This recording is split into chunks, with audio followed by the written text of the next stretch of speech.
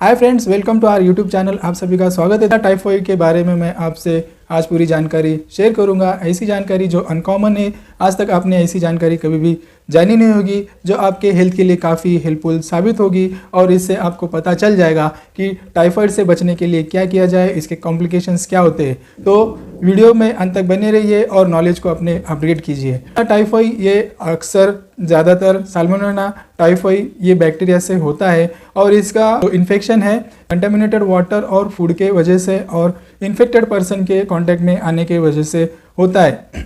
इसका जो अपीयरेंस होता है इन्फेक्शन के बाद 7 से 10 दिन के बाद में होता है। और जिस पर्सन को इन्फेक्शन है, ऐसे पर्सन के साथ खाना शेयर करने से या उसके हाथों से कुछ लेने से यह बीमारी फैलने के चांसेस होते हैं।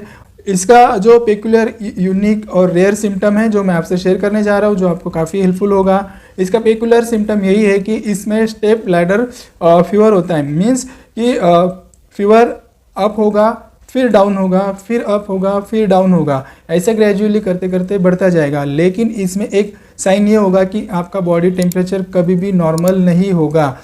धीरे धीरे करके आपका फीवर इतना बढ़ जाएगा कि 104 फ़ारेनहाइट तक जाएगा। और इसी के साथ साल्मोनेला टाइफॉइड बैक्टीरिया और पैराटाइफॉइड ABC, ये 4 टाइप के टाइफॉइड बैक्टीरिया जो होते हैं, ये ज़्यादातर इंटेस्टाइन पर ही ज़्यादा अटैक करते हैं। ब्लड में जाने के बाद में ये मल्टीप्लाई होकर लीवर और स्प्लीन को भी इन्फेक्ट करते हैं, तो इसमें स्प्लीन का साइज़ भी बढ़ता है। और इंटेस्टाइन पे अटैक करने की वजह से एब्डोमेन में पेन होना, फूलना, दस्त लगना और कॉन्स्टिपेशन होना, नौशिया, वोमिटिंग जैसे कंप्लेंट्स पाए जाते हैं और थकान महसूस होने लगती है, हेडेक होता है। इसी के साथ दोस्तों, अगर ये ज़्यादा क्रोनिक कंडीशन में चला गया तो कलर का स्टूल होने लग जाता है। ये काफ़ी खतरनाक हो सकता है। और ऐसी कंडीशन में ये ग्रीन स्टूल ऐसी कंडीशन में होता है कि जहाँ पर हमें सर्जरी की ज़रूरत होती है, क्योंकि इंटेस्टाइन में बहुत सारी इंजरीज हो जाने की वजह से बैक्टीरिया की हमें सर्जरी की हेल्प की ज़रूरत होती है। टाइफॉइड से बचने के लिए हमें क्या करना चाहिए? टाइफॉइड से बचने के लिए यूनिवर्सल प्रिकॉशन यही है कि आपको हर वक्त हैंड को अच्छे से वॉश कर लेना है। वाटर को बॉईल करके ही, ठंडा करके ही लेना है, या फिर यूवी टेक्निक वाला RO वाटर ही आप इस्तेमाल करें। प्लेंटी ऑफ वाटर्स को आप इस्तेमाल करें ताकि आपको इन्फेक्शन होने से बचे। और जब भी आप आउटडोर में खाना खाते हो तो गरम गरम खाना ही खाना पसंद करें। खुले में जो खाना है उसे हम खा नहीं सकते। इसी के साथ साथ जिस पर्सन को टाइफॉइड हुआ है या जो पर्सन टाइफॉइड कैरी है, टाइफॉइड कैरी पर्सन मीन्स जिसमें टाइफॉइड का बैक्टीरिया प्रेजेंट है लेकिन वो असिम्टोमेटिक है, मीन्स टाइफॉइड के उसमें कोई भी लक्षण पाए नहीं जा रहे, तो ऐसे पर्सन्स के थ्रू भी कंटेमिनेशन होकर और ये डिसीज़ फैलने के ज़्यादा चांसेस होते हैं। तो हमें एहतियातन प्रिकॉशन यही करना चाहिए कि हर वक्त खाना खाने से पहले हमें हैंड वॉश कर लेना चाहिए, या फिर हमें साथ में सैनिटाइज़र कैरी करना है, उससे हैंड वॉश करके ही हमें खाना खाना है या फिर ड्रिंक्स लेनी है। और उसी के साथ दोस्तों कि टाइफॉइड जब होता है तो हमें क्या खाना चाहिए और क्या नहीं खाना चाहिए, जिसे लेने से आपकी टाइफॉइड की कंप्लेंट्स डेफिनेटली जाएगी। तो टाइफॉइड जब भी होता है तो आपको हाई कार्बोहाइड्रेट्स और हाई फाइबर रिच फूड को और फ्रूट्स को अवॉइड करना है। हाई फाइबर रिच फ्रूट्स में कीवी का फल आता है और अनानास और भी जामुन, कच्चे जामुन जो सूखे फल होते हैं उनमें ज़्यादातर फाइबर्स पाए जाते हैं। तो आपको कौन से फल खाने हैं जिससे ज़्यादा फ़ायदा मिलेगा? तो इसके लिए आपको मौसम्बी, संतरा, केला, तरबूज, अंगूर, जो फलों में ज़्यादा रसीले फल होते हैं, ऐसे फल्स को आप इस्तेमाल करेंगे तो डेफिनेटली आपको फ़ायदा मिलेगा। और ऐसे फूड को नहीं खाना है जिसमें कार्बोहाइड्रेट ज़्यादा मात्रा में हो, जैसे गेहूँ की रोटी, इसे अवॉइड करना है। और जो ग्रेन्स है जिनमें कार्बोहाइड्रेट ज़्यादा होते हैं, ऐसे भी ग्रेन्स को आपको अवॉइड करना है। तो फिर खाना क्या है हमें? तो खाने में आपको बॉइल्ड राइस लेना है। हरी सब्जियों में पत्ता गोभी, फूल गोभी, दही और बॉइल्ड एग को आप लेते हैं तो डेफिनेटली आपको इसका काफ़ी अच्छा रिजल्ट मिलेगा। और ये सब करते वक्त आपको प्लेंटी ऑफ वाटर का इंटेक करना है ताकि यूरिन के थ्रू, स्टूल के थ्रू बॉडी के अंदर जो बैक्टीरिया है वो बाहर जाने में मदद मिले।